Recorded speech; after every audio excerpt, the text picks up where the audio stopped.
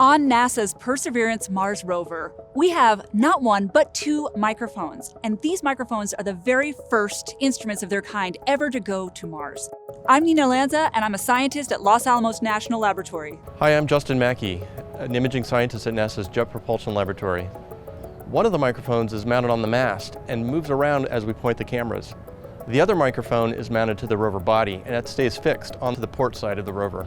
The two microphones that we sent were commercial off-the-shelf items. So these are things that you could just buy on the internet, and we put these on our rover. It gives us a new dimension for which we can explore Mars and learn about the Martian environment. First, we can just learn about the atmosphere by understanding how sound propagates through it. But we can also listen to the sounds of rover analyses on rocks and learn about the rock material properties from that. And finally, we can also listen to the sounds the rover makes to understand better the state of health of our instruments. There's a difference between Mars and Earth sounds. Sounds on Earth have very rich harmonics. You can hear multiple frequencies. It gives a really nice depth to the sound. On Mars, the atmosphere attenuates a lot of those higher frequencies, so you tend to hear the lower frequencies, and it's a much more isolated sound, a little more muted than the sounds we hear on Earth. We've put together a list of some of the sounds we've recorded on Mars to date, so let's take a listen. This is the sound of wind on Mars.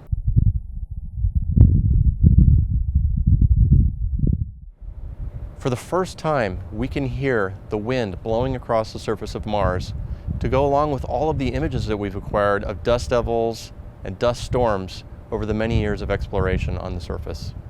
This is the sound of the rover driving on Mars.